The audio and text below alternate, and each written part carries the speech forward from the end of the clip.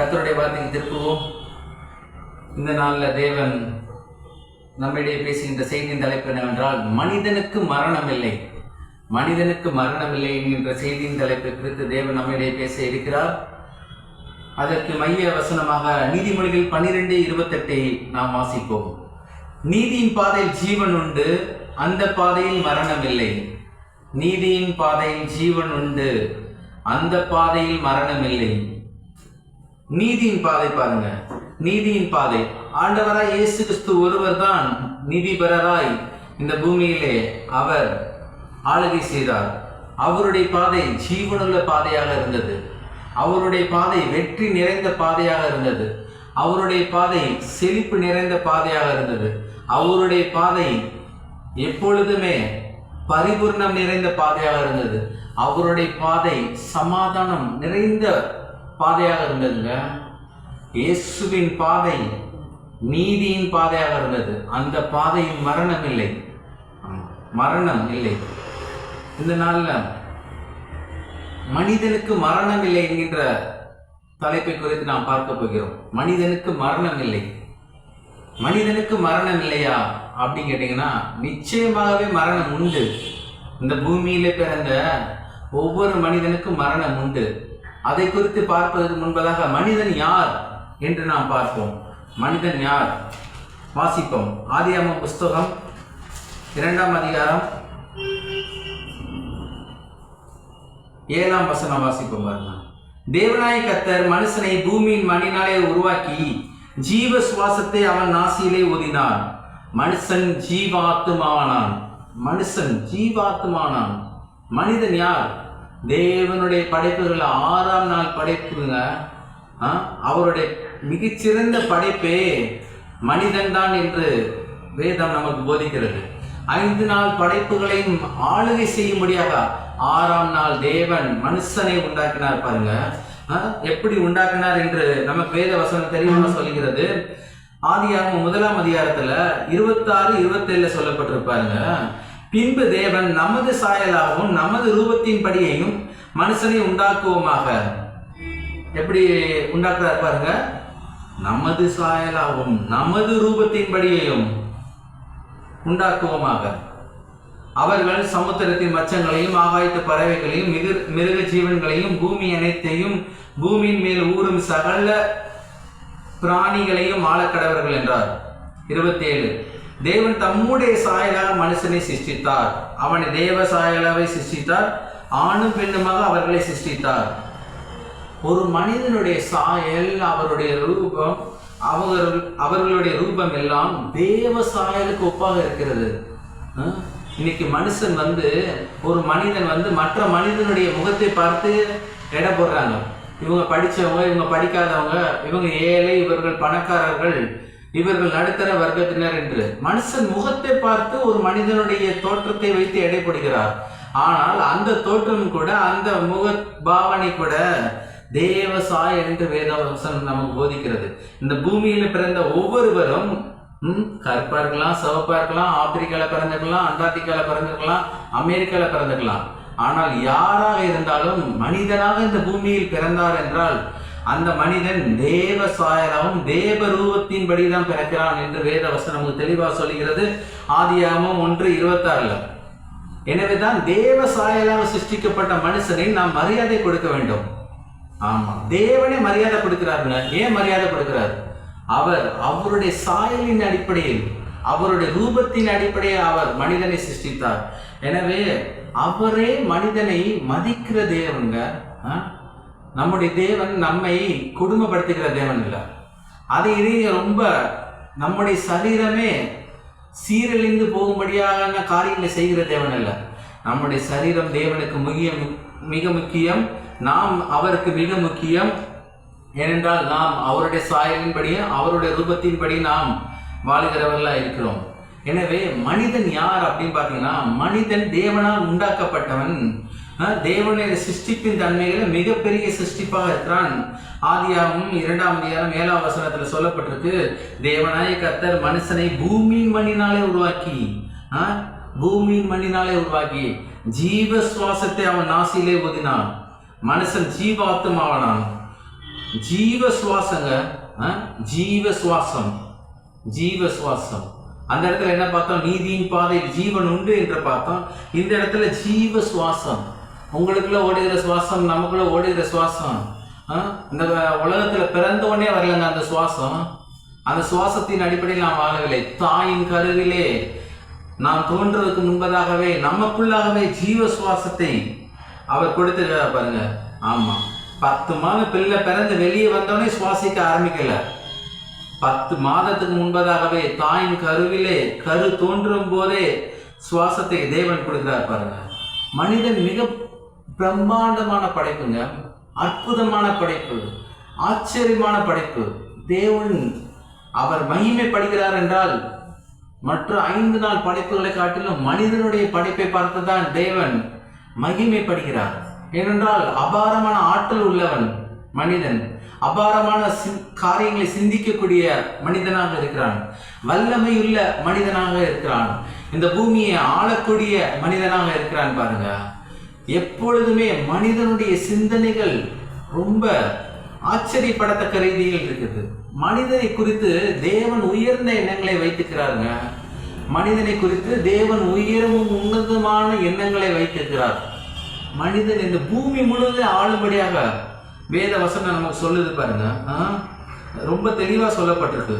இந்த பூமியை ஆண்டு கொள்ளணுமா? இந்த பூமியை ஆண்டு கொள்ளணும் என்றால் 5 நாள் படைப்புகளில் உள்ள எல்லா விதமான தாளந்துகள், ஆசீர்வாதங்களை நாம் சுதந்திரித்து இந்த பூமியை வெற்றிகரமாக உள்ள பூமியாக மாற்றும்படியாக தேவன் விரும்புகிறார். இந்த பூமியில உள்ள காரியங்கள் என்னென்ன, அவருடைய சிருஷ்டிப்புல என்னென்ன அபாரமான ஆற்றல் இருக்கு. அவர் படைத்த எல்லா படைப்புகளையும் ஆற்றல் வல்லமை இருக்கிறது போல மனிதனுக்கும் அபாரமான ஆற்றல் வல்லமை இருக்கு.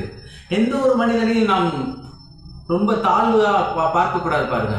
ஆமா, படிச்சிருக்காங்களோ படிக்கலையோ, அவங்க ஏழை பணக்காரர்களோ, ஆனால் நாம் உயர்வாய் பார்க்க வேண்டும். ஒவ்வொரு மனிதனை உயர்வாய் பார்க்கும்படி தேவன் விரும்புகிறார். மனிதனை தேவனை கனப்படுத்துகிறார் என்றால் மனிதன் கனப்படுத்த மிக முக்கியமான காரியமாக இருக்கிறது. ஆமா, நாம் ஒரு மனிதனை கனவீனப்படுத்தும் போது யாரை கனவீனப்படுத்துகிறோம் என்றால் அந்த மனிதனை உண்டாக்கின தேவனை நாம் கனவீனப்படுத்துகிறவர்களா இருக்கிறோம். யாராக இருக்கட்டும். நீங்க பஸ்ல பிரயாணம் பண்ணும்போது கூட சில யாசகர்கள் அவங்கள்ட்ட பணம் கேட்டா கூட அவர்களையும் நீங்கள் மதிக்கணும். ஏனென்றால் அவர்களை உண்டாக்கினது தேவன் தான். சில இடங்களில் நீங்க போகும்போது பசி என்று ஒருத்தர் கேட்டாங்கன்னா நீங்க உங்களிடத்துல இருக்கிறத என்ன இருக்குதோ அதை நீங்கள் கொடுக்கும்படி தேவன் விரும்புகிறார். ஆமா, மற்ற மனிதர்களை மதிக்கக்கூடிய ரீதியில் நாம் தெளிவுள்ளவர்களாக இருக்க வேண்டும். தேவன் நம்மை மதிக்கிறார். ஆமா, தேவன் நம்மை மதிக்கிறார். அற்பமான மனிதர்கள்ங்க நாம்.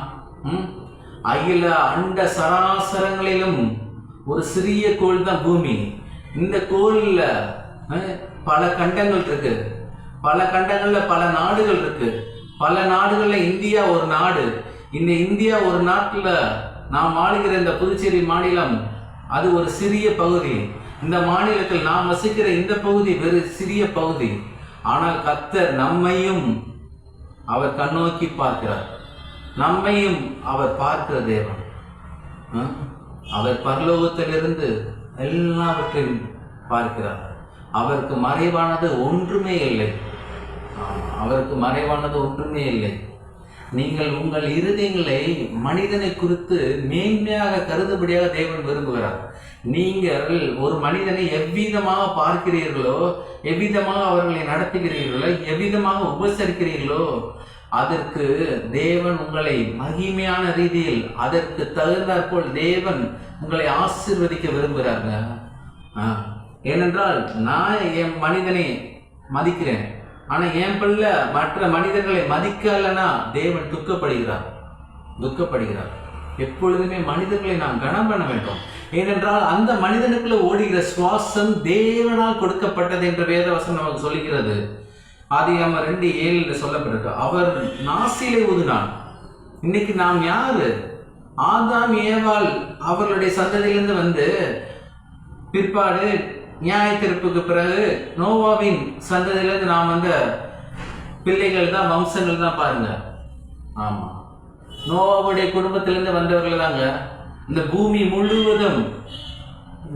முழுவதும் இந்த இந்திய தேசம் முழுவதும் 140க்கும் அதிகமான கோடி ஜனங்கள் வாழுகிறார்கள் என்றால் எல்லாம் நோவாவுடைய சந்ததி.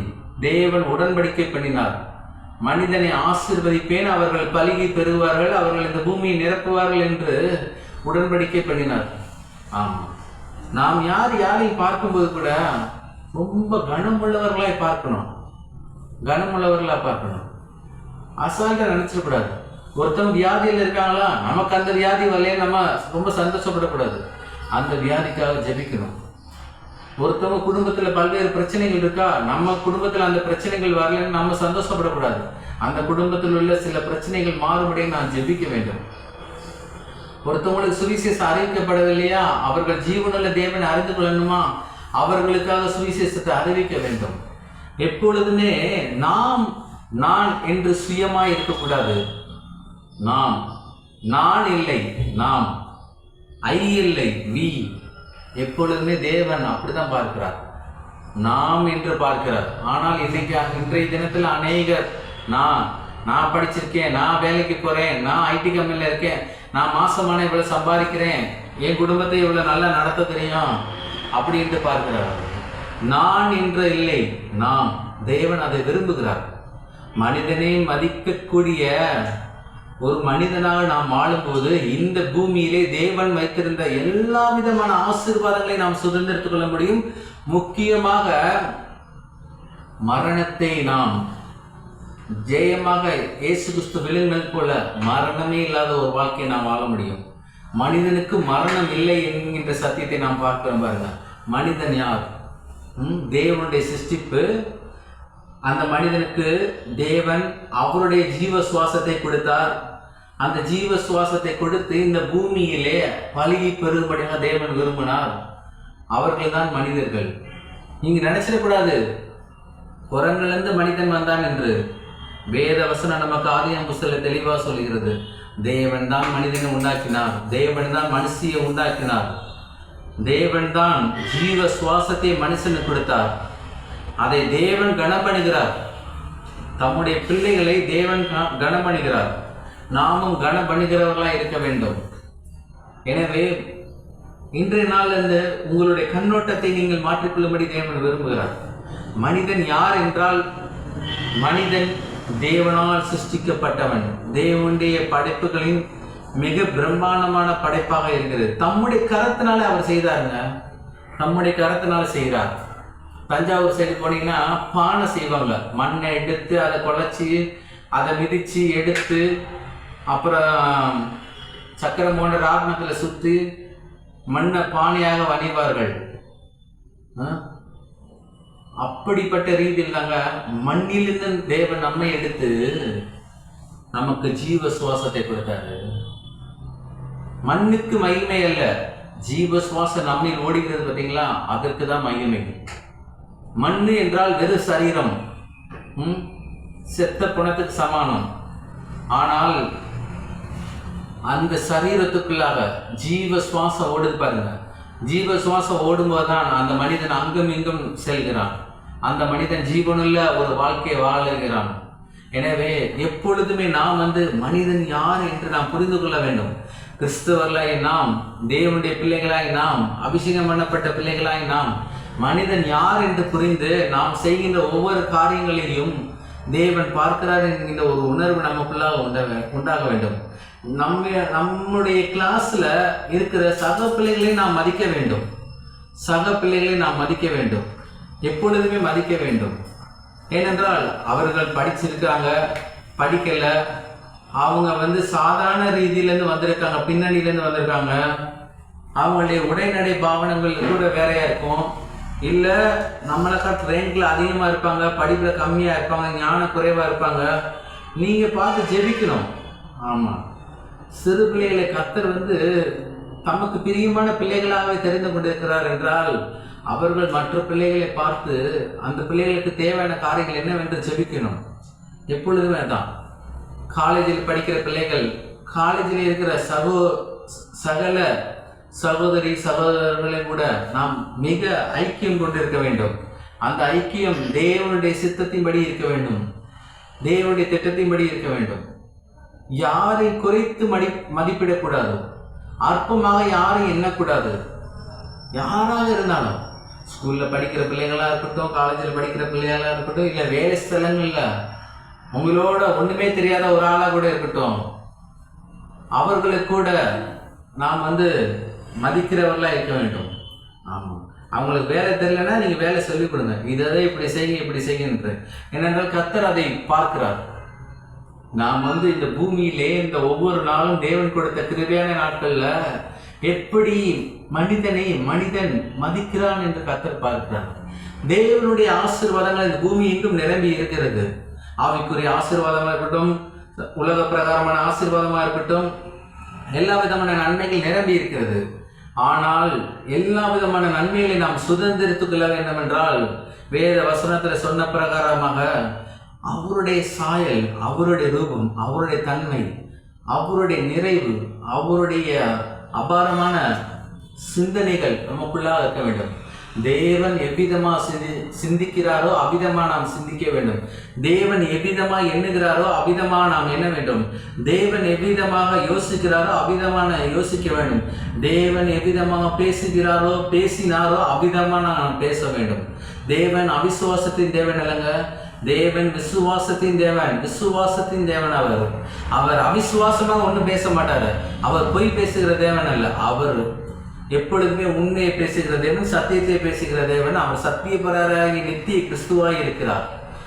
எப்பொழுதுமே இயேசுவை போல, பிதாவாகி தேவனை போல, பரிசுத்த ஆவியானவரை போல நாம் சிந்திக்கிறவர்களாய், தியானிக்கிறவர்களாய், அவருடைய எண்ணங்களுக்கு ஒத்த எண்ணங்கள் நமக்குள்ளாக இருக்க வேண்டும் என்று தேவன் விரும்புகிறார்.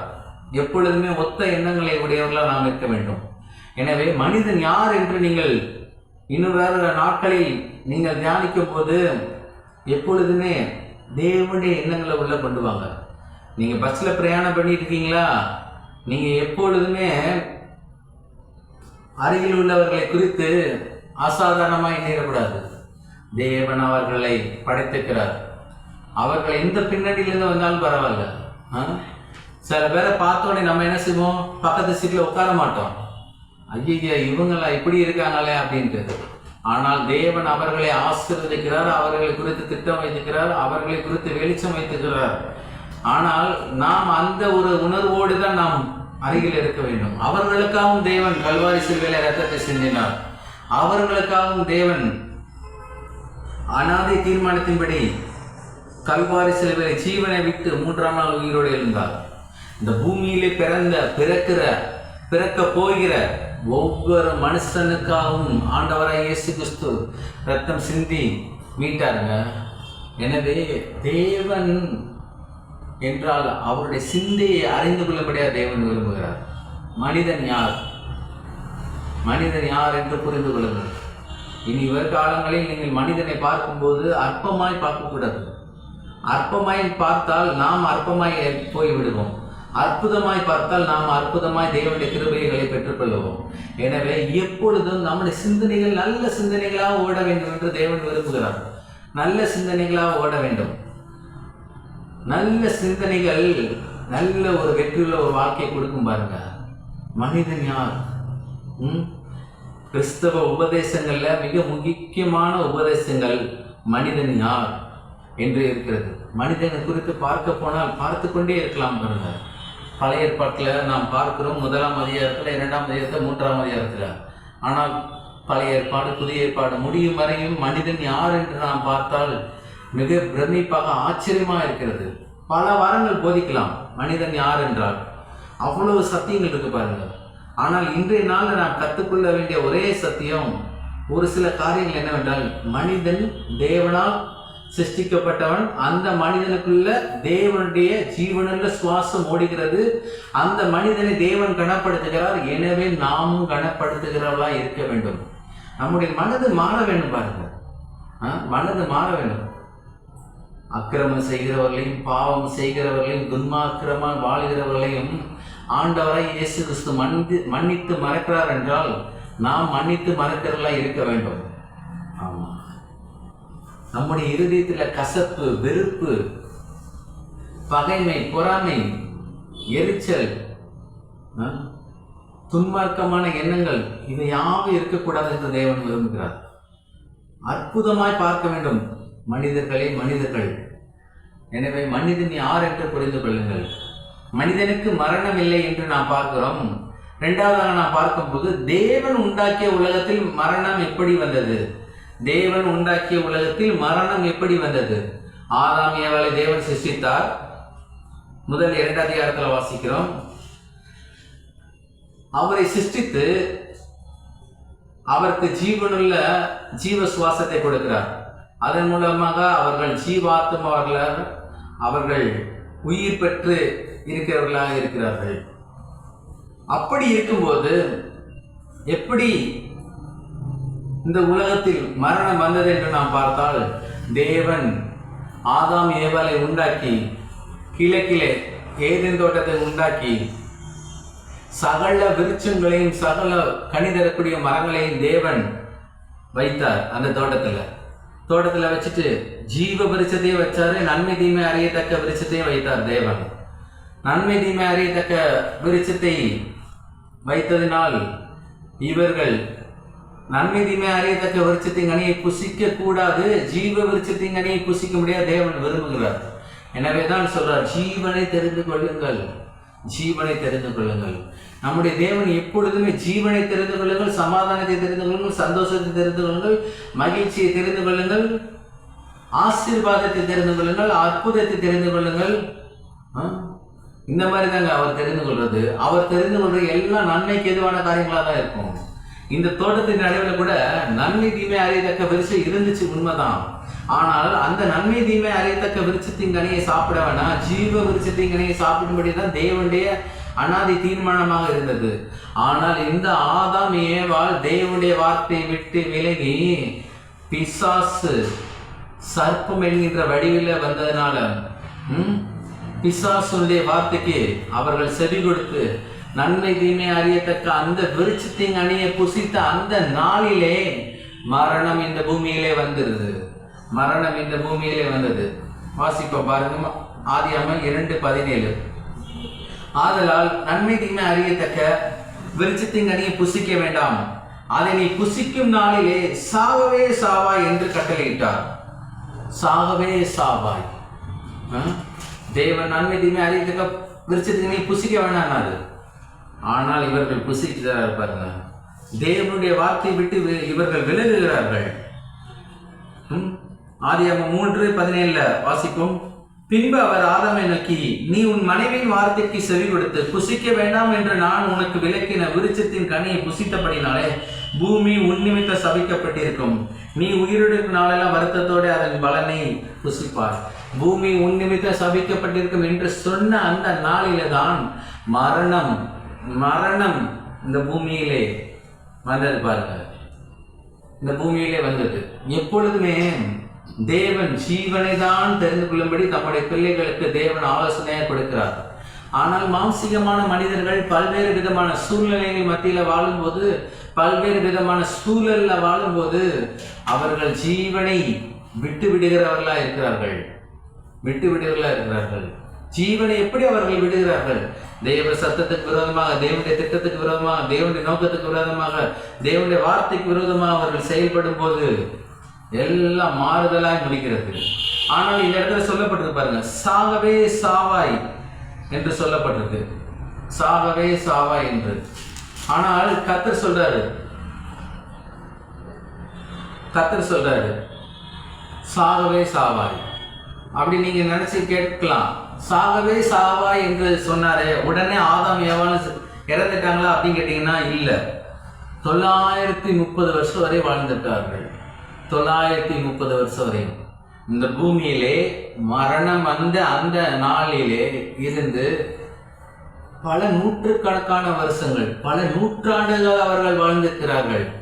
இன்றைய நாட்களில் 100 வாழ்றது ரொம்ப அபூர்வம், 80 வாழ்றதே ரொம்ப அபூர்வம், 80 வயசு வரையுமே. 100 வாழ்றது ரொம்ப அபூர்வம். இன்னும் ராஜஸ்தான் போன்ற மாநிலங்களில் 115 வரை வாழ்ந்துட்டு இருக்காங்கன்றாங்க. அது எந்த அளவுக்கு ஆதாரமாக இருக்குன்னு தெரியல. ஆனால் அந்த அளவுக்கு தேவன் பார்க்கிறார் பாருங்க. ஆதாம் ஏவாள் பாவம் செஞ்சிட்டாங்க, இந்த பூமியிலே சாபத்தை கொண்டு வந்துட்டாங்க, இந்த பூமியில மரணத்தை கொண்டு வந்துட்டாங்க, இந்த பூமியிலே தேவனுக்கு பிரியமில்லாத காரியத்தை செஞ்சிட்டாங்க. இன்றைய நாட்கள்ல இருக்கிற மருத்துவமனைக்கு காரணம் ஆதாம் ஏவாள்.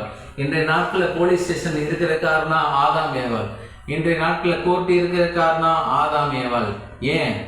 ஒரு பிள்ளை தாச்சி பிள்ளையை ரொம்ப கஷ்டப்பட்டு இந்த பூமியில பிறக்க செய்தது கூட ஆதாம் ஏவாளுடைய பாவம் என்று கிறிஸ்தவ வட்டாரத்தை சொல்லுகிறார்கள்.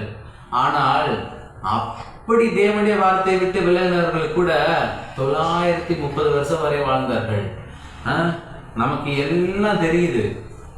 பாவம்னா என்ன, பரிசுத்தம்னா என்ன, கல்வாரினா என்ன, சிலுவை மரம்னா என்ன, சிலுவையில் அடிக்கப்பட்ட ஆண்டவராய் இயேசு கிறிஸ்துவை குறித்த வெளிச்சம் இருக்கிறது. 3ஆம் நாள் உயிர் தெளிந்தார் என்கின்ற வெளிச்சம் இருக்கிறது. நமக்காக பரமேறி செல்கின்றார் என்கிற வெளிச்சம் இருக்கிறது. நமக்காக பரிந்து பேசிக் கொண்டிருக்கிற என்ற வெளிச்சம் இருக்கிறது. நமக்காக பரிசுத்த ஆவியினர் பூமியிலே அனுப்பினார் என்கின்ற வெளிச்சம் இருக்கிறது. எல்லா வெளிச்சம் இருந்தால் கூட, எல்லா வெளிப்பாடுகள் இருந்தால் கூட, ஏன் மனிதனால 100 வயதுக்கு மேல அதிகமாக தாண்டி வாழ முடியவில்லை? நாம் யோசிக்கணும்.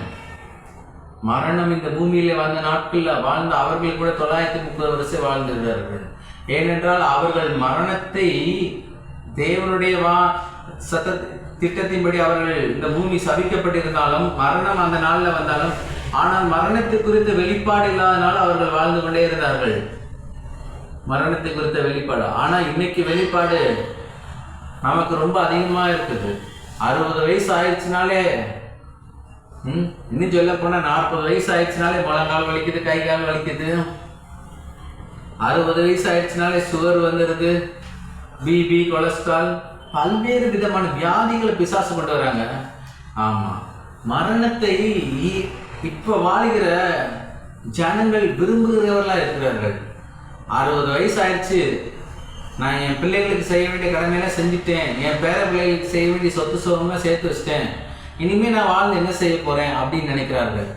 ஆனால் கர்த்தர் அபிதமாக அவர்களை இருக்கும்படியாக தேவன் விரும்பவில்லை. எப்பொழுதுமே தீர்க்காயுசோடு வாழும்படி தேவன் விரும்புகிறார். நமக்கு கொடுக்கப்பட்ட பொறுப்பு என்பது நம்முடைய குடும்பத்தை மாத்திரம் பார்த்து கொள்வதல்லங்க.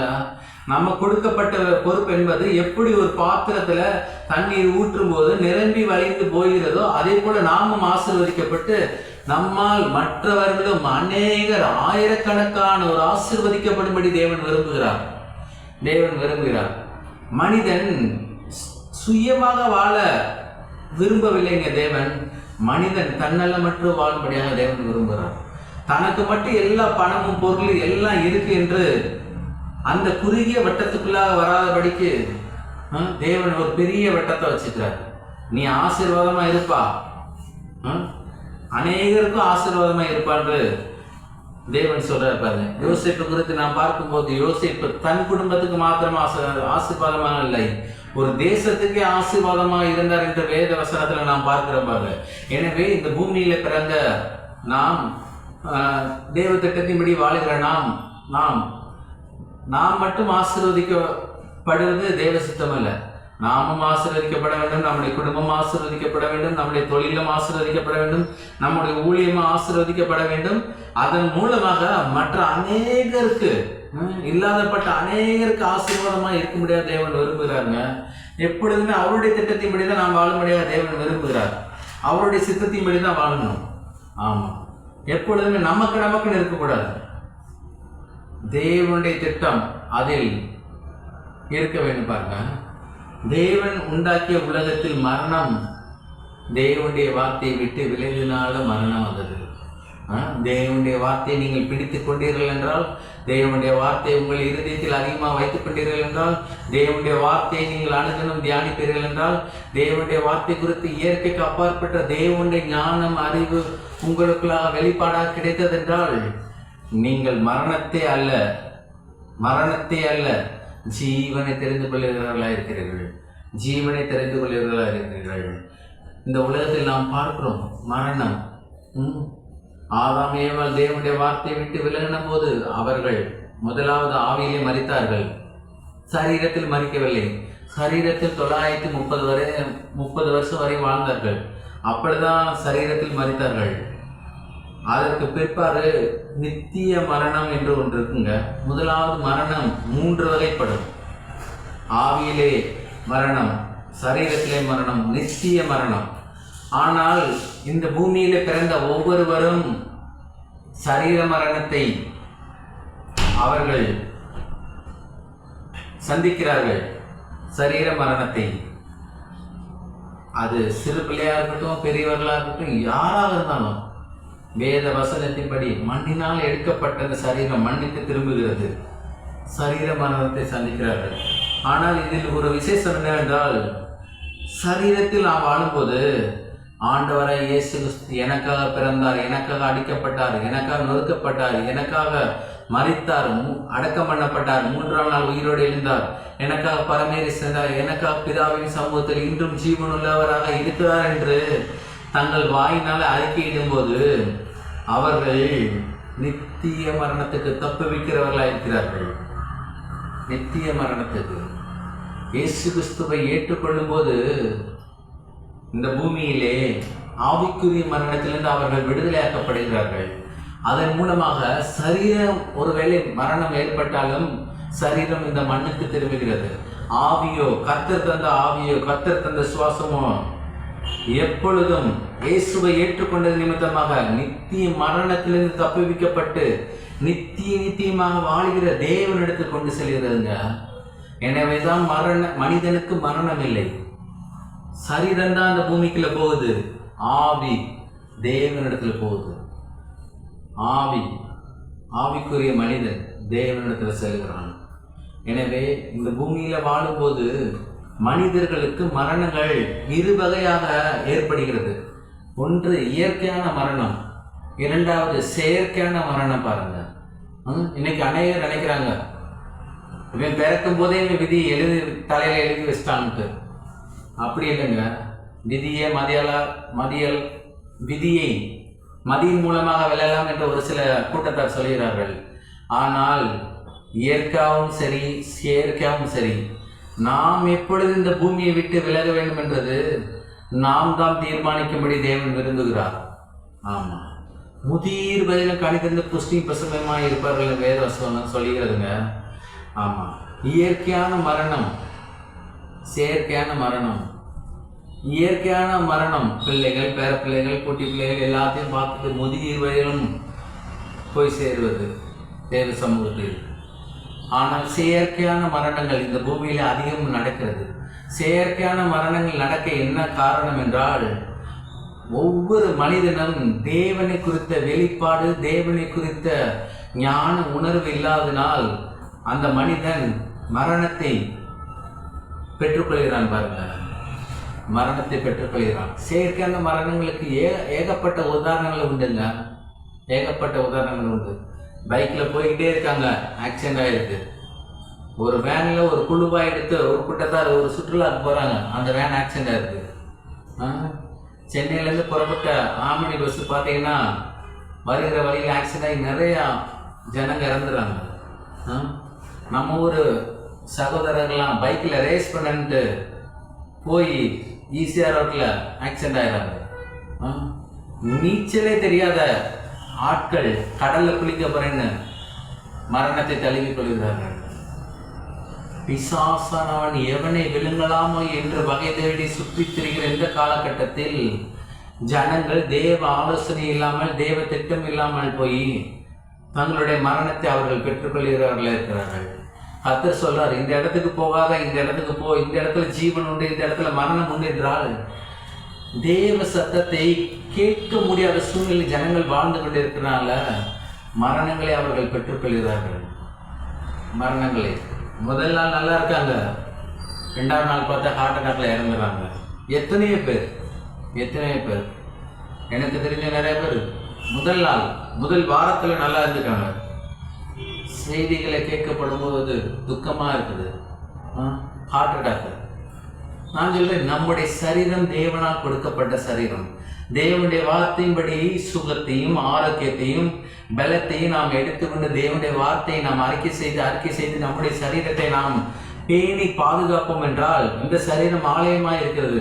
இந்த சரீரத்தை நெருங்க விடாதபடிக்கு தேவன் தம்முடைய தூதர்களை கொண்டு பாதுகாப்பை கட்டவில்லை. பாருங்க, சரீரத்தில் எந்த ஒரு பார்ட்ஸும் குறையோடு வேலை செய்யும்படி தேவன் உண்டாக்கவில்லை. அந்தந்த பார்ட்ஸு, அந்த நுரையீரல், இருதயம், கண்ணு, காது, மூக்கு, நரம்புகள், இரத்தங்கள், திசுக்கள், அணுக்கள் எல்லாம் சரியான முறையில் இயங்கும்படி தான் தேவன் மனிதனை சிருஷ்டித்தார். ஏனென்றால் சரியான முறையில் இயங்கும்போது தான் ஆரோக்கியம் இருக்கிறது. எப்பொழுதுமே சரீரத்தில் ஏதாவது ஒரு குறைகள் ஏற்பட்டிருக்கா, நீங்கள் தேவனிடத்தில் போய் தேவனுடைய விசுவாச வார்த்தையின் அடிப்படையில் நீங்கள் ஆரோக்கியத்தை பெற்றுக்கொள்ளுங்கள். நீங்கள் ஆரோக்கியத்தை பெற்றுக்கொள்ளுங்கள். செயற்கையான மரணத்தை நாம் தவிர்க்கலாம். செயற்கையான மரணத்தை தேவ ஆலோசனை பெற்றுக்கொள்ளணும். ஒவ்வொரு நாள் காலையில் எந்திக்கும் போது தேவ சமூகத்தில் அந்த நாளில் ஒப்பு கொடுக்கணும். தேவனுடைய பாதத்தில் நாம் அமரணும். தேவனுடைய பாடல்கள் மூலமாக, துதி மூலமாக அந்த நாளை தேவ சமூகத்தில் நாம் ஒப்பு கொடுக்க வேண்டும். அந்த நாளில் தேவனுடைய பாதுகாப்பு. சங்கீதம் 91 ஒவ்வொரு வாரம் நாம் வாசிக்கிறோம் நம்முடைய சபையில். எதற்காக? இயற்கைக்கு அப்பாற்பட்ட ரீதியில் பிசாசன் கொண்டு வருகிற எல்லா தீமைகளிலும் தேவ ஆவியானவர் அவருடைய தூதர்களை கொண்டு நம்மை பாதுகாக்கும்படியாக நாம் அறிக்கை செய்கிறோம். பாருங்க, நேரம் போறதுக்காக சபையில் விசுவாச அறிக்கை செய்யலைங்க. ஒவ்வொரு வாரமும் விசுவாச அறிக்கை திட்டத்தோடு நோக்கத்தோடு நாம் செய்கிறோம். தேவனுடைய பாதுகாப்பு, தேவனுடைய சமாதானம், தேவனுடைய சுகம், தேவனுடைய ஆரோக்கியம் சரீரத்தில் மிக முக்கியமாக இருக்கிறது. எனவே மரணத்தில் 2 வகை உண்டு. ஒன்று செயற்கையான மரணம், இன்னொன்று இயற்கையான மரணம். செயற்கையான மரணத்தை நாம் தவிர்க்கலாம். தேவ ஆலோசனைப்படி தேவன் நடத்துகிற ஞானத்தின் அடிப்படையில். இயற்கையான மரணத்தை நாம் அதிக நாட்கள் கொண்டு செல்லலாம். அதிக நாட்கள். மோசே 120 வயசு வரை வாழ்ந்தார்.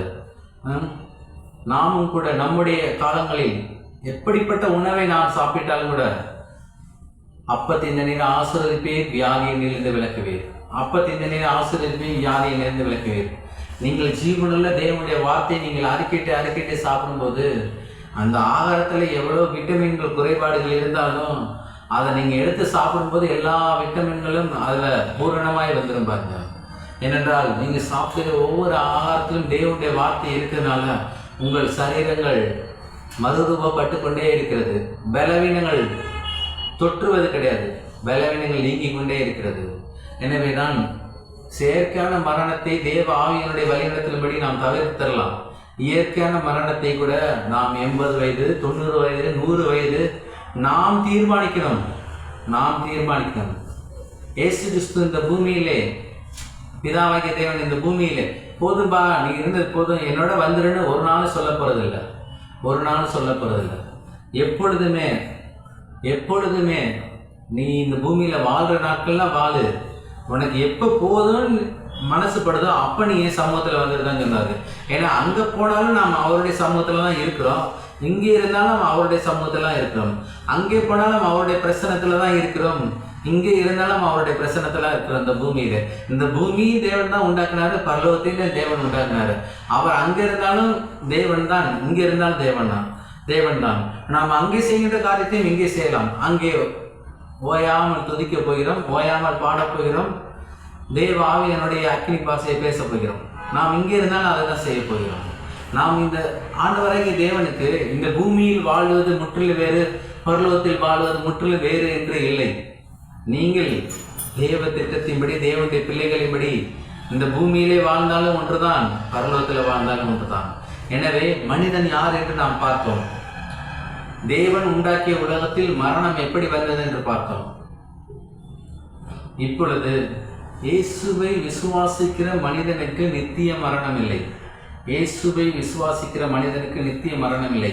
வாசிப்போம் ரோமர் புஸ்தகம்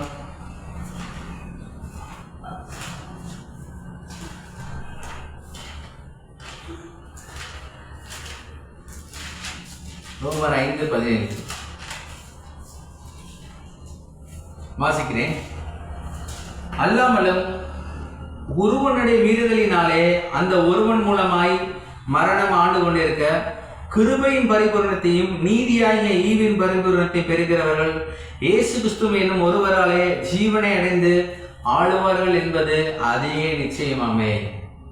இயேசுதான் வழி நித்திய ஜீவனுக்கு. இயேசுதான் வழி மரணம் இல்லாத ஒரு வாழ்க்கைக்கு. தேவன் அவிதமாக சொல்கிறார் பாருங்க. வாசிப்பு மற்றும் ஒரு வசனம், ரோமர் 6:9. மரித்தோரிலிருந்து எழுந்த கிறிஸ்து இனி மரிப்பதில்லை என்றும் அறிந்திருக்கிறோம். மரணம் இனி அவரை ஆண்டு கொள்வதில்லை. மரித்தோரிலிருந்து எழுந்த கிறிஸ்து இனி மரிப்பதில்லை அறிந்திருக்கிறோம். மரணம் இனி அவரை ஆண்டு கொள்வதில்லை. இயேசு இந்த பூமியிலே மனிதனாக வாழ்ந்தாருங்க. அவர் ஒரு முறை மரித்தாரு, ஒரு முறை அடக்கம் பண்ணப்பட்டாரு, ஒரு முறை உயிர் தெழுந்தார். அவருக்கு மரணம் இல்லை, அவருக்கு மரணம் இல்லை. அவர் மனிதனாக தான் பரலோகத்தில் இருக்கிறார், பிதாவின் வலது பார்சத்தில் முன்பதாக. 9:23 இன்னொரு வசனம் பாருங்க. பாவத்தின் சம்பள மரணம், தேவனுடைய கிருபை வரணும், நம்முடைய கர்த்தராகிய இயேசு கிறிஸ்துவின் நாள் உண்டான நித்திய ஜீவன். பாவத்தின் சம்பளம் தாங்க மரணம்.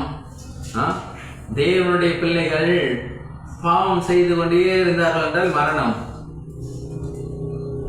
தேவனுடைய பிள்ளைகள் தேவ திட்டத்தின்படி, தேவ சித்தத்தின்படி அவர்கள் தேவனுடைய வார்த்தையின் அடிப்படையில் தேவ திட்டத்தையும் நோக்கத்தையும் அறிந்து அவரை குறித்த வெளிப்பாடுகளில் அவர் வாழும்போது நித்திய ஜீவன் உண்டாகுதா?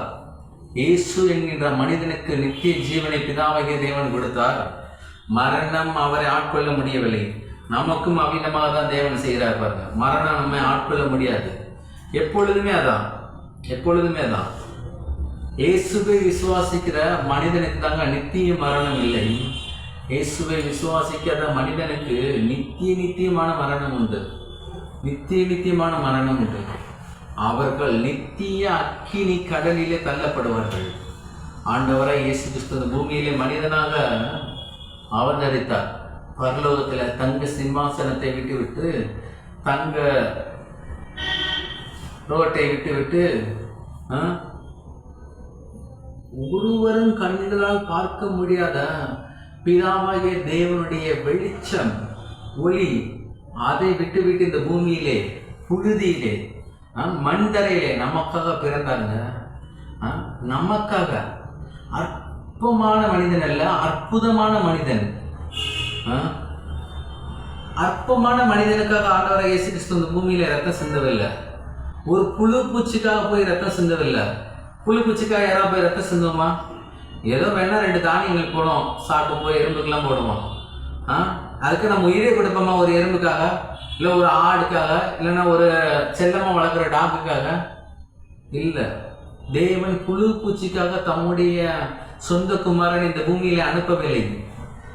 அற்புதமான மனிதன், ஆற்றல் நிறைந்த மனிதன், வல்லமையுள்ள மனிதன், அபார சக்தியுள்ள மனிதன், பிரமிப்பான மனிதன் என்றுதான் அந்த மனிதனை பாவத்திலிருந்து விடுதலையாக்கி எப்பொழுதுமே நித்திய ஜீவனை பெற்றுக்கொண்டு பரலோகத்தில் நம்மளோடு இருக்கும்படிதான் தேவன் விரும்பினாருங்க.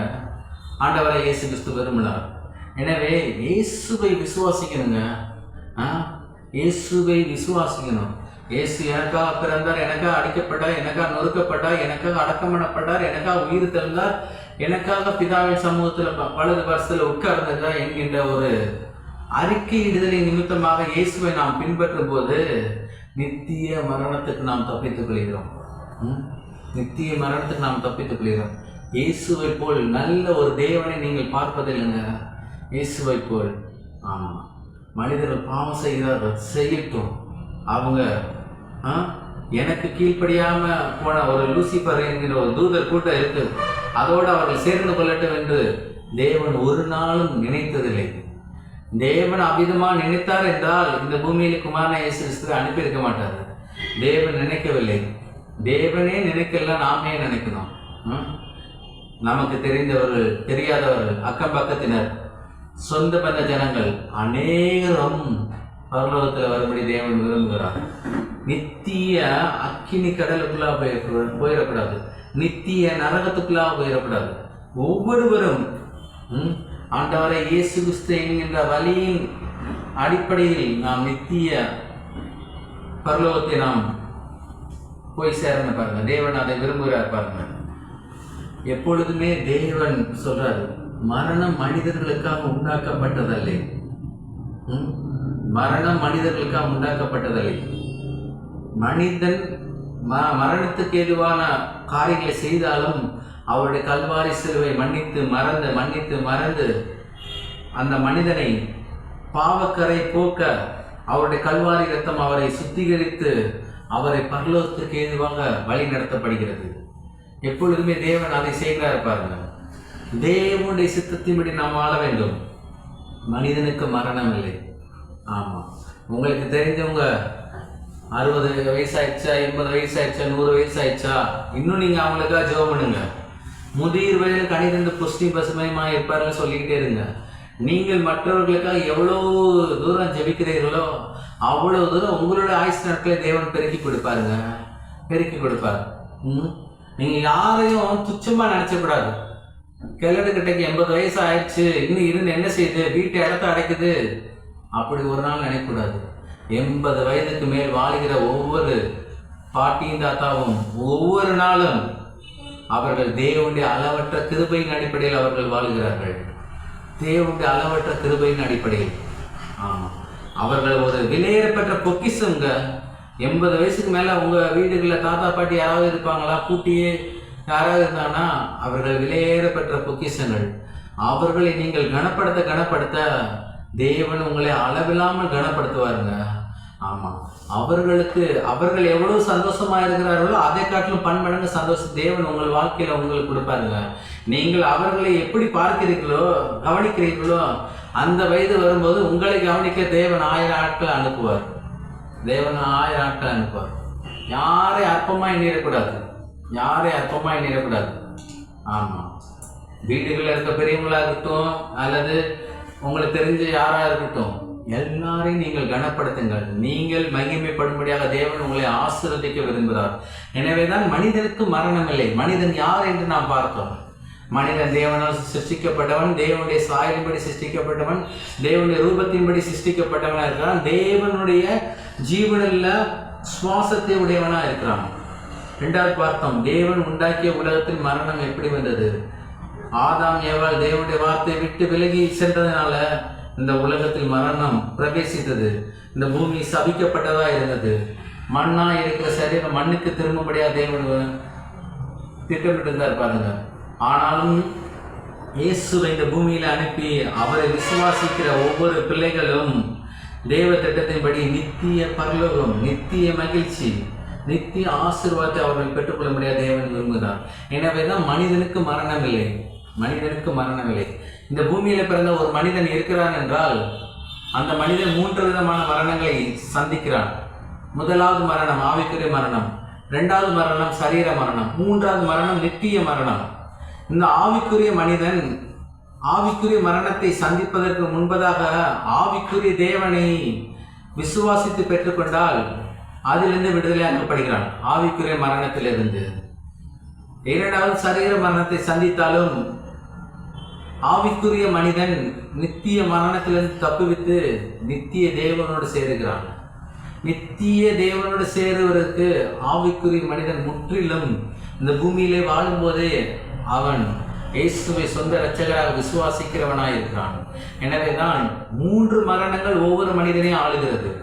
தேவனை அறியாத அநேகர் ஆவிக்குரிய மரணத்தையும் பெற்றுக்கொள்கிறார்கள், சரீர மரணத்தையும் பெற்றுக்கொள்கிறார்கள், நித்திய மரணத்தையும் பெற்றுக்கொள்கிறார்கள்.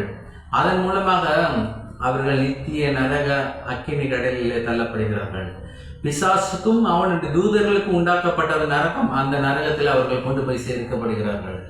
எனவேதான் நாம் வாழுகிற இந்த பூமியில் தேவ திட்டத்தின்படி, தேவ வெளிச்சத்தின்படி, தேவனுடைய வெளிப்பாடுபடி நாம் வாழ்ந்து தேவன் வைத்திருக்கிற நித்திய பரலோகத்துக்கு நாம் செல்லும்படி தேவன் விரும்புகிறார். மனிதனுக்கு மரணம் இல்லை.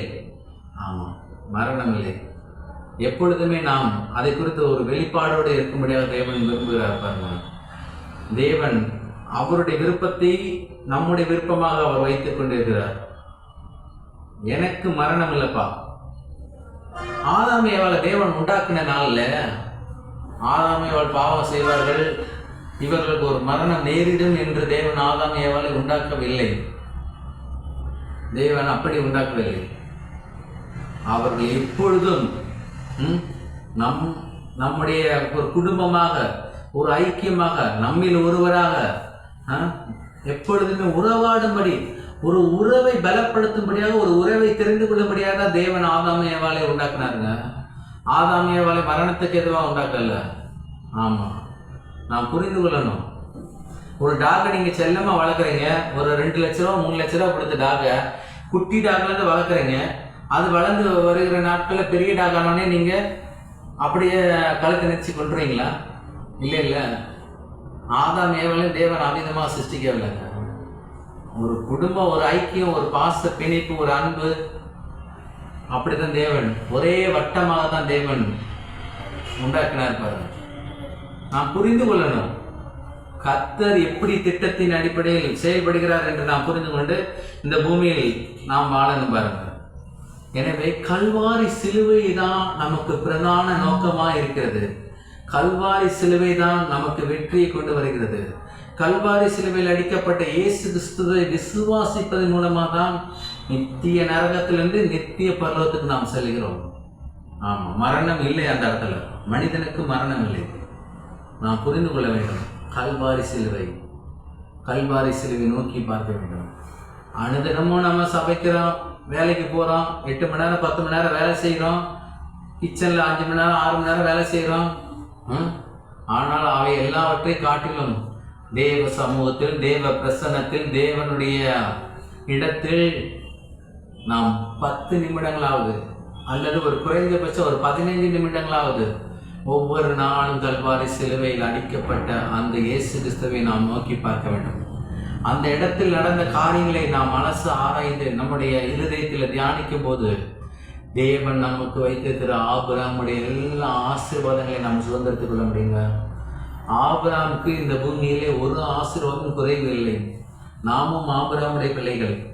கலாத்தியர் புஸ்தகத்தில் போட்டிருக்கு, மரத்திலே தூக்கப்பட்ட எவனும் சபைக்கப்பட்ட என்று எழுதிக்கப்படி கிறிஸ்து நமக்காக சாபமாய் நியாயப்பிரமாணத்து சாபத்திலிருந்து நம்மை விடுதலாக்கி ஆபிரகாமுடைய ஆசீர்வாதங்கள் எல்லாம் நமக்கு பரிமாற்ற செய்யப்பட்டிருக்குங்க. அப்பேற்பட்ட ஆபிரகாமுடைய ஆசீர்வாதம் நமக்கு வர வேண்டும் என்றால் கல்வாரி சிலுவை நாம் பார்க்க வேண்டும். கல்வாரி சிலுவை நாம் தியானிக்க வேண்டும். எதை தியானிக்கிறோம்? படிக்கிற பிள்ளைகளுக்கு எப்படி ஃபீஸை கட்டணும், எப்படி வேன் ஃபீஸ் கட்டணும், டியூஷன் ஃபீஸ் எப்படி கட்டணும், இஎம்ஐ எப்படி கட்டணும், ஃபோனுக்கு எப்படி ரீசார்ஜ் பண்ணணும், வாடகை எப்படி கட்டணும், கரண்ட் பில் எப்படி கட்டணும், பல ஆயிரக்கணக்கான யோசனைகள் நம்முடைய மனதிலும் மூளையிலும் சென்று கொண்டிருக்கிறது. அவை எல்லாவற்றையும் ஓர வைத்து விட்டு ஒரே சிந்தை, ஒரே நோக்கம், கல்வாரி சிலுவை. நீங்கள் கல்வாரி சிலுவையை எவ்வளவுக்கெவ்வளோ நோக்கி பார்க்கிறீர்களோ மற்ற எல்லா காரியங்களும் உங்களுக்கு சுலபமாகவே தேவன் பண தேவைகளை, பொருளாதார தேவைகளை, சுகத்தையும் ஆரோக்கியத்தையும் ஐஸ்வர்யத்தையும் சமாதானத்தையும் பிள்ளை செல்வத்தையும் ஆரோக்கியத்தையும் எல்லாவற்றும் அற்புதமாய் சந்திக்கிறவராக இருக்கிறார். முதலாவது தேவனுடைய கல்வாரி சிலுவை நீங்கள் தேடுங்கள், பின்பு உங்களுக்கு எல்லாம் கொடுக்கப்படும் என்று வேதவசனம் நமக்கு தெளிவாக சொல்கிறது. எனவே மனிதனுக்கு மரணம் இல்லை. நீங்கள் ஒருவேளை மறிக்கும் தருவாயில் இருந்தால் கூட 70 வயசு ஆயிடுச்சு, 80 வயசு ஆயிடுச்சு, இனி நான் ஒவ்வொரு நாள் ரொம்ப கஷ்டப்பட்டு தான் வாழ்றேன்னு நீங்கள் நினச்சா கூட மரணத்தை தள்ளி வைங்கள். மரணத்தை ஜெயித்த இயேசுவை உங்கள் வாழ்க்கையை உயர்த்துங்கள். மரணம் உங்களை நேரிடாது. ஜீவனுள்ள இயேசு உங்களை ஆட்கொள்கிறபடியால் ஜீவனை நீங்கள் பெற்றுக்கொள்வீர்கள். ஜீவனை நீங்கள் பெற்றுக்கொள்வீர்கள். எனவே இந்த வாரம் முழுவதும் மனிதனுக்கு மரணம் இல்லை என்கின்ற ஒரு சத்தியத்தை, வெளிப்பாடுகளை நாம் பெற்றுக்கொள்ள வேண்டிய நாட்களாக இருக்கிறது. ஆமாம், எங்கு பார்த்தாலும் மரண ஓலங்கள். ஒவ்வொரு நாள் நியூஸில் பேப்பரை பார்த்தீங்கன்னா மரண ஓலங்கள் தான். டிவியில் நியூஸ் சேனல் பார்த்தீங்கன்னா மரண ஓலங்கள் தான். பிசாசான் வைத்திருந்த எல்லாம் மரண ஓலங்களை காட்டிலும் ஜீவனுள்ள தேவ சத்தம் நம்முடைய இருதயத்தில் ஓடிக்கொண்டிருக்கும்படி தேவன் விரும்புகிறார். கல்வாரி சிலுவை தான் அதற்கு மைய ஆதாரமாக இருக்கிறது என்று வேதவசனம் நமக்கு சொல்லுகிறது. எனவே கர்த்தருடைய பிள்ளைகள் யாவரும் கல்வாரி சிலுவையை நாம் நோக்கி பார்க்கிறதா இருக்க வேண்டும். அனுதினமும் நோக்கி பார்க்கணும். பஸ்ஸுக்கு நேரமே கிடைக்கல, நான் வேலைக்கே 2 மணி நேரம் பஸ்ஸில் போகணும் அப்படின்னா பஸ்ஸில் பேசாமல் கண்ணை மூடி உட்காந்து கல்வாரி சிலுவை தியானிங்க ஒரு 15 நிமிடம். ஆமாம், நல்லா ஆரோக்கியமாக இருப்பீங்க. உங்களுடைய வேலை ரொம்ப ஸ்மூத்தாக இருக்கும், சமாதானமாக இருக்கும், சந்தோஷமாக இருக்கும். தேவன் நேரம் கிடைக்கும் போதெல்லாம் தேவனை தியானிக்க தேவன் விரும்புகிறார். கர்த்தர் கல்வாரி சிலுவை மூலமாக தான் பலவிதப்பட்ட நன்மைகளை தேவன் இந்த பூமியிலே கொடுத்து வைத்திருக்கிறார். கல்வாரி சிலுவை தாங்க தேவனுடைய பிள்ளைகளுக்கு மிக முக்கியமான ஆதாரம். நாம் யாரும் எழுந்திருப்போம், மனிதனுக்கு மரணம் இல்லை என்கின்ற சத்தியத்தில் தேவன் நம்மிடையே பேசியிருக்கிறார். இந்த சத்தியங்களை குறித்த ஒரு வெளிப்பாடு நமக்குள்ளாக உண்டாக வேண்டும். இந்த சத்தியங்களை குறித்த வெளிப்பாடு அப்படி உண்டாக்கப்பட்ட போதுதான் நமக்கு கர்த்தர் பலவித நன்மைகளை வைத்திருக்கிறார். பலவித நன்மைகளை வைத்திருக்கிறார். திருவிருந்துக்காக நாம் ஜெபிக்கப் போகிறோம். திருவிருந்தில் பங்கு பெறுகிறவர்கள் கண்களை மூடி கல்வாரி சிலுவை நோக்கி பாருங்கள். ஒருவேளை கடந்த மாத திருவிருந்திலிருந்து இந்த மாத திருவிருந்து வரையும் தேவனுக்கு பிரியமில்லாத ஏதாவது பாவம் செய்தீர்கள் என்றால் தேவ சமூகத்தில் நீங்கள் கேளுங்க. அவருடைய இரத்தம் சகல பாவங்களை நீக்கி நம்மை சுத்திகரிக்கிறதா இருக்கிறது. அவர் போதுமானதுங்க. உங்கள் பாவங்கள் சிவேரன் இருந்தாலும் இரத்தாம்பரமுற சிவப்பாக இருந்தாலும் எல்லாவற்றையும் தேவன் மன்னிக்கிறவராக இருக்கிறார், மறக்கிறவராக இருக்கிறார். திருவிருந்தில் பங்கு பெறும்போது பரிசுத்த உள்ளத்தோட பரிசுத்த தேவனை நீங்கள் பெற்றுக்கொள்ளும்படியாக தேவன் விரும்புகிறார். கல்வாரி சிலுவை நோக்கி பாருங்கள். திருவிருந்து பகுதி வாசிக்கிறேன். 1 Corinthians 11ஆம் அதிகாரம் 23வது வசனத்திலிருந்து 33வது வசனம் வரை. நான் உங்களுக்கு ஒப்புவித்ததை கர்த்தரிடத்தில் பெற்றுக்கொண்டேன். என்னவெனில் கர்த்தராகிய இயேசு தாம் காட்டி கொடுக்கப்பட்ட அன்று ராத்திரியிலே அப்பத்தை எடுத்து ஸ்தோத்திரம் பண்ணி அதை பிட்டு, நீங்கள் வாங்கி புசியுங்கள், இது உங்களுக்காக பிற்கப்படுகிற என்னுடைய சரீரமாக இருக்கிறது, என்னை நினைவு கூறும்படி இதை செய்யுங்கள் என்றார். போஜன பண்ணின பின்பு அவர் அந்தபடியே பாத்திரத்தை எடுத்து, இந்த பாத்திரம் என் இரத்தத்தினாலாகிய புதிய உடன்படிக்கையாக இருக்கிறது, நீங்கள் இதை பானம் பண்ணும் போதெல்லாம் என்னை நினைவு கூறும்படி இதை செய்யுங்கள் என்றார். ஆகையால் நீங்கள் இந்த அப்பத்தை புசித்து இந்த பாத்திரத்தில் பானம் பண்ணும் போதெல்லாம் கர்த்தர் வருமளவும் அவருடைய மரணத்தை தெரிவிக்கிறீர்கள். இப்படி இருக்க எவன் அபாத்திரமாய் கர்த்தருடைய அப்பத்தை புசித்து அவருடைய பாத்திரத்தில் பானம் பண்ணுகிறானோ அவன் கர்த்தருடைய சரீரத்தையும் இரத்தத்தையும் குறித்து குற்றமுள்ளவனாய் இருப்பான். எந்த மனுஷன் தன்னைத்தானே சோதித்தறிந்து இந்த அப்பத்தை புசித்து இந்த பாத்திரத்தில் பானம் பண்ண கடவன். எண்ணத்தினால் அணில் அபாத்திரமாய் போஜன பண்ணுகிறவன் கர்த்தருடைய சரீரம் என்னதென்றும் நிதானித்து அறியாததினால் தனக்கு ஆக்கினை தீர்ப்பு வரும்படி போஜன பானம் பண்ணுகிறான். இது நிமித்தம் உங்களில் அநேகர் பலவீனரும் வியாதி உள்ளவர்களுமாய் இருக்கிறார்கள். அநேகர் நித்திரையும் அடைந்திருக்கிறார்கள். நம்மை நாமே நிதானித்து அறிந்தால் நாம் நியாயந்திருக்கப்பட்டோம். நாம் நியாயந்திருக்கப்படும் போது உலகத்தோட ஆக்கினிக்குள்ளாக தீர்க்கப்படாதபடிக்கு கர்த்தராலே சிட்சிக்கப்படுகிறோம். ஆகையால் என் சகோதரரே, நீங்கள் போஜனம் பண்ண கூடி வரும்போது ஒருவருக்கு ஒருவர் காத்திருங்கள். இந்த திருவிருந்தில் தேவனுடைய சரீரத்தையும் தேவனுடைய இரத்தத்தை நாம் பானம் பண்ணுகிறோம். இரத்தத்தின் மாதிரி அல்ல, சரீரத்தின் மாதிரி அல்ல. நாம் இரத்தத்தையே புசிக்கிறோம், நாம் சரீரத்தையே சாப்பிடுகிறோம். அதில் ஜீவன், சுகம், பலன், ஆரோக்கியம், சமாதானம், இயற்கைக்கு அப்பாற்பட்ட தேவனுடைய பாதுகாப்பு, தேவனுடைய வல்லமை, அபிஷேகம், ஆசீர்வாதங்கள், ஆவிக்குரிய கனிகள் எல்லாம் அவருடைய சரீரத்திலும் அவருடைய இரத்தத்திலும் இருக்கிறது. நாம் பானம் பண்ணுவோம்.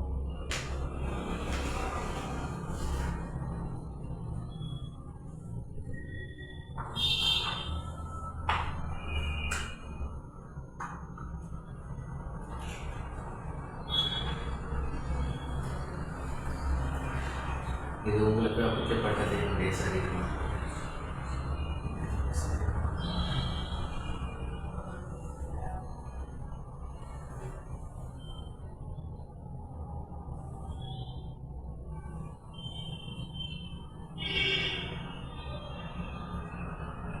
இது உங்களுக்காக சிந்தப்பட்ட இயேசுவின் ரத்தமாக இருக்கிறது.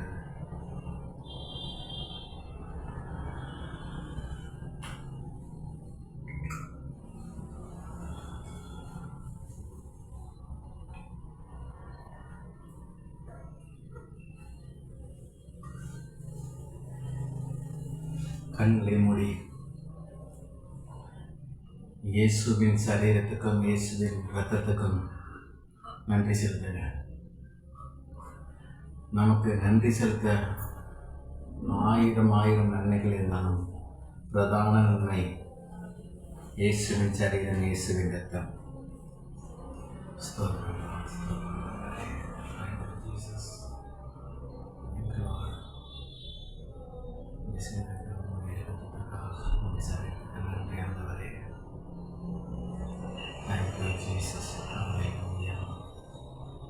நன்றி பா.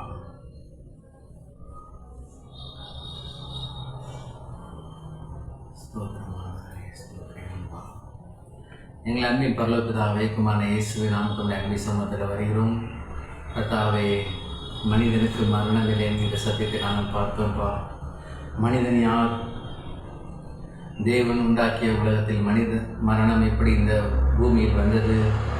இயேசுவை விசுவாசிக்கிற மனிதனுக்கு நித்திய மரணமில்லை என்கின்ற சத்தியத்தை வேதத்தின் ஆதாரத்தில் பார்த்தோம்பா. கர்த்தாவே, எங்களுக்கு நித்திய மரணம் இல்லை ஆண்டவரே, எங்களுக்கு நித்திய பரலோகத்தை நீர் வைத்திருக்கப்படியாலும் ஸ்தோத்திரம். நித்திய பரலோகத்தையே எங்களுக்காக நீர் கொடுத்த தேவன் இந்த பூமியில் பல நன்மைகளை எங்களுக்கு கொடுக்காதிருப்பது எப்படி ஆண்டவரே? கர்த்தாவே, உம்முடைய பிள்ளைகளுக்கு தேவையான சுகம், ஆரோக்கியம், பலன், ஐஸ்வர்யம், பொருளாதார செழிப்பு, கர்த்தாவே பாதுகாவல், உம்முடைய கிருபை, உம்முடைய தயவு, உம்முடைய காருண்யம், உம்முடைய இரக்கம், உம்முடைய அன்பு, உம்முடைய சந்தோஷம், உம்முடைய மகிழ்ச்சி, கர்த்தாவே எல்லா நன்மைகளையும் அருளாதிருப்பது எப்படி ஆண்டவரே? கர்த்தாவே, எனக்கு ஸ்தோத்திரம். அந்த சத்தியங்களை நாங்கள் உம்முடைய பிள்ளைகளுடைய இருதயத்தில் நாங்கள் விதைக்கிறோம். இயேசுவின் நாமத்தினாலே அவர்களை ஆசீர்வதிக்கிறோம். இயேசுவின் நாமத்தினால் அந்த விதையானது ஏற்ற நேரத்தில் கர்த்தாவின் 100 மடங்காக அறுவடை கொடுக்க போகிறபடியாக ஸ்தோத்திரம். கர்த்தாவே, இந்த சத்தியத்தை கேட்கிற ஒவ்வொருவரும் தேவ திட்டத்தின்படி குறைஞ்சது 80 வருஷத்துக்கு மேலாக வாழ்வார்களாக. கர்த்தாவே, ஒவ்வொரு நாளும் உம்முடைய அளவற்ற கிருபையினாலே அவர்கள் வாழ்வார்களாக. தகப்பனே, உமக்கு ஸ்தோத்திரம். உம்முடைய பிள்ளைகளை ஆசீர்வதிங்க. கலந்து கொண்ட உம்முடைய பிள்ளைகளுடைய ஜெபங்களை, விண்ணப்பங்களை நீர் அங்கீகரித்து ஆசீர்வதித்து பதிலை அனுப்பும்படியாக நாங்கள் ஜெபிக்கிறோம்ப்பா. தகப்பனே, பெரியவர், பெரிய காரியங்களை செய்கிறேன். நாங்கள் ஜெபிப்பதற்கு முன்பதாகவே எங்களுடைய ஜெபத் தேவையில் அறிந்திருக்கிற தேவன் நீர் ஆண்டவரே. எங்களுக்கு பதில் கொடுக்கிற ஜீவனுள்ள தேவன் நீர் ஆண்டவரே. கர்த்தாவே, உமக்கு ஸ்தோத்திரம். வெளியேறப்பட்ட சத்தியத்துக்காக ஸ்தோத்திரம். இயேசுவின் நாமத்தினால ஆசீர்வதிக்கிற ஆண்டவரே. இப்பொழுதுக்கு பார்க்கல உம்முடைய பிள்ளைகளுடைய வாழ்க்கை எல்லாவற்றிலும் 1000 மடங்கு பெருகிறபடியாலும் ஸ்தோத்திரம்பா. ஆசீர்வதிக்கிறோம். இயேசு கிறிஸ்து நாம் ஜெபிக்கிறோம் ஜீவனுள்ள நல்ல பிதாவே, ஆமென். என் ஆத்துமாவை கர்த்தரை ஸ்தோத்திரி, என் உலகமே பரிசுத்த நாமத்தை ஸ்தோத்திரி.